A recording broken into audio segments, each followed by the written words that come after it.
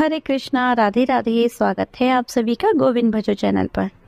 आज के इस वीडियो में हम सुनेंगे सोमवार व्रत की कथा। सोमवार व्रत रखने से भगवान शिव सहित पूरे शिव परिवार का आशीर्वाद प्राप्त होता है। इस व्रत को कुंवारी कन्याएं मनचाहे वर प्राप्ति के लिए और सुहागिन महिलाएं अखंड सौभाग्यवती होने के लिए रखती हैं। सोमवार व्रत में भगवान शिव की पूजा के साथ ही व्रत कथा पढ़ना या सुनना बहुत जरूरी माना गया है। तो चलिए कथा शुरू करते हैं। पौराणिक कथा के अनुसार प्राचीन समय की बात है। एक गांव में एक साहूकार रहा करता था। साहूकार धनी था, उसके पास अथाह धन दौलत थी, लेकिन उसकी कोई संतान न थी। साहूकार भगवान शिव को प्रसन्न करने के लिए सोमवार का व्रत रखा करता था। व्रत के दौरान वह विधि पूर्वक भगवान शिव और देवी पार्वती की पूजा सुबह और शाम को प्रदोष काल के समय करता था। शिवलिंग पर दीपक भी जलाता था। साहूकार की भक्ति और पूजा अर्चना को देखकर एक दिन माता पार्वती ने भगवान शिव से कहा, हे प्रभु, यह साहूकार तो आपका परम भक्त है। हर सोमवार को विधि विधान से आपकी पूजा करता है। मुझे लगता है कि आपको इसकी मनोकामना अवश्य पूर्ण करनी चाहिए। तब भगवान शिव ने देवी पार्वती की बात सुनकर कहा, हे गौरी, यह संसार एक कर्म क्षेत्र है। जैसे एक किसान अपने खेत में बीज बोता है तो कुछ समय बाद उसे पेड़ मिलता है, ठीक उसी तरह इस संसार में आदमी जैसा भी कर्म करता है उसे फल भी वैसा ही मिलता है। लेकिन माता पार्वती ने भोले भंडारी से दोबारा आग्रह किया और कहा, हे नाथ, फिर भी आप इसकी मनोकामना पूर्ण कर दीजिए, क्योंकि ये आपका परम भक्त है। अगर आप भी अपने भक्तों की इच्छा पूर्ण नहीं करेंगे तो फिर भला भक्त आपकी पूजा आराधना क्यों करेंगे। माता पार्वती के इतना आग्रह करने पर भगवान शिव ने कहा, देवी, यह धनवान साहूकार है और इसका कोई भी पुत्र नहीं है, इसलिए यह सदैव चिंतित रहता है। हालांकि इसके भाग्य में कोई संतान का योग नहीं है, परंतु आपके आग्रह पर मैं इसे पुत्र प्राप्ति का वरदान देता हूँ।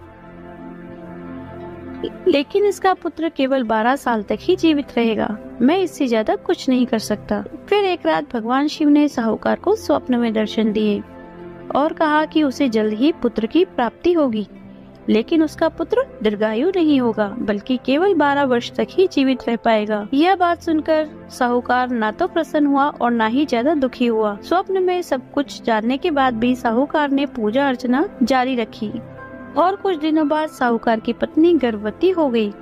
उसने एक सुंदर बालक को जन्म दिया। बालक के जन्म से घर पर हर्षोल्लास का माहौल था, लेकिन साहूकार खुश नहीं था, क्योंकि उसे पता था उसके बालक का जीवन केवल 12 वर्ष तक का ही है और उसने किसी को भी ये बात नहीं बताई थी।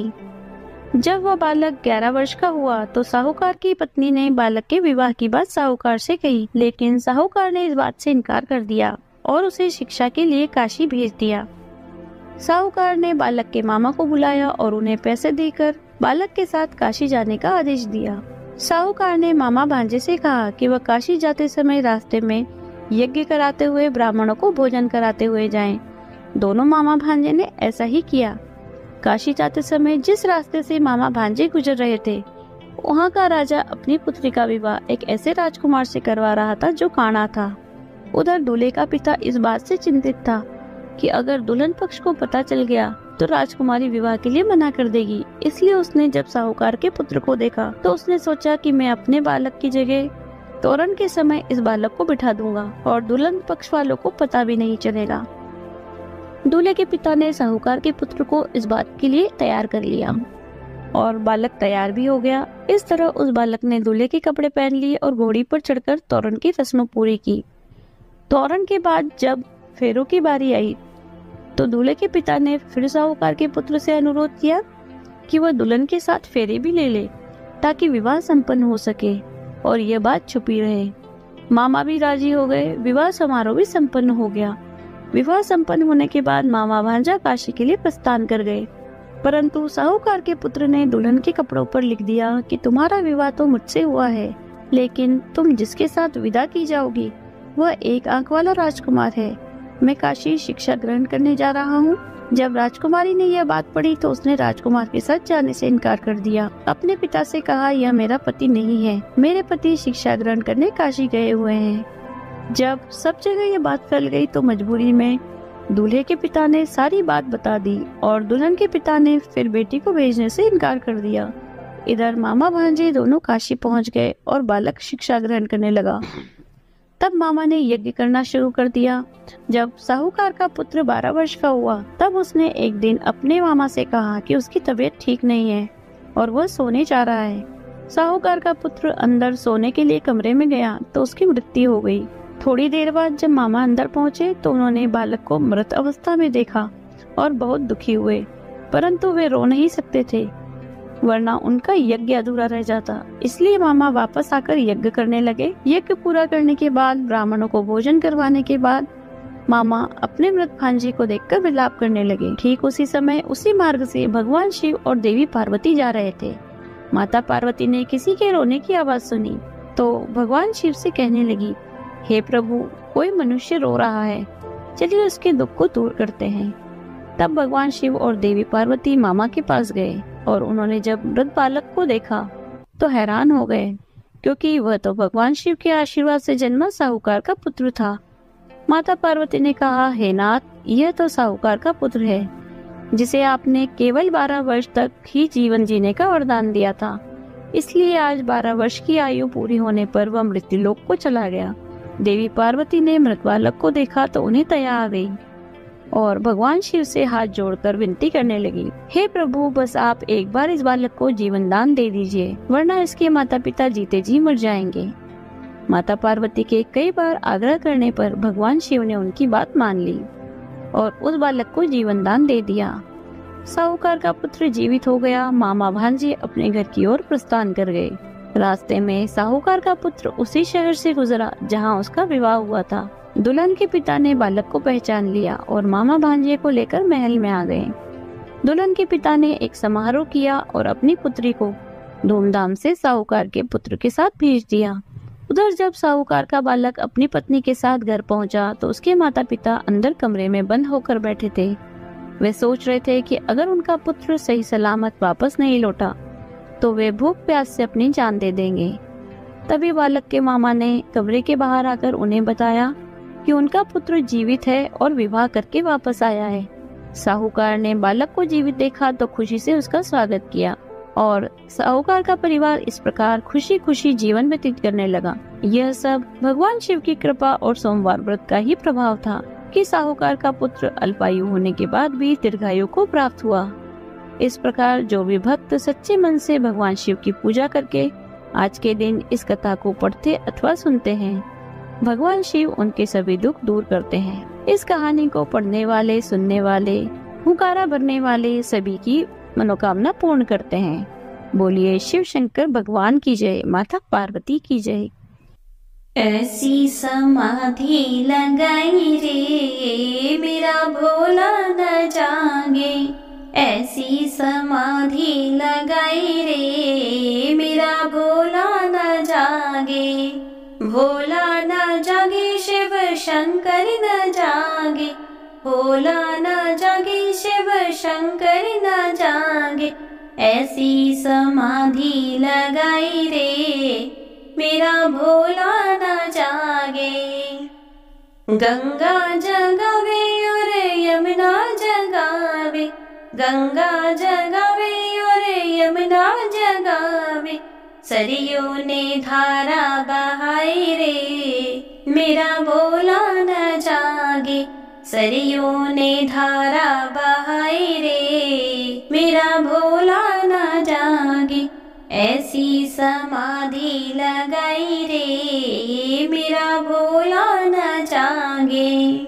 चंदा जगावे और तारे जगावे, चंदा जगावे और तारे जगावे, सूरज ने किरणें फैलाई रे मेरा भोला न जागे, सूरज ने किरणें फैलाई रे मेरा भोला न जागे। भोला न जागे शिव शंकर न जागे, भोला न जागे शिव शंकर न जागे, ऐसी समाधि लगाई रे मेरा भोला न जागे। ब्रह्मा जगावे और विष्णु जगावे, ब्रह्मा जगावे और विष्णु जगावे, नारद ने वीणा बजाई रे, मेरा भोला न जागे। नारद ने वीणा बजाई रे, मेरा भोला न जागे। भोला न जागे शिव शंकर न जागे, भोला न जागे शिव शंकर न जागे। ऐसी समाधि लगाई रे, मेरा भोला न जागे। राम जगावे और लक्ष्मण जगावे, राम जगावे और लक्ष्मण जगावे।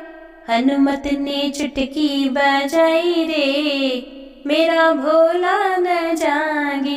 हनुमत ने चुटकी बजाई रे, मेरा भोला न जागे। भोला न जागे शिव शंकर न जागे, भोला न जागे शिव शंकर न जागे।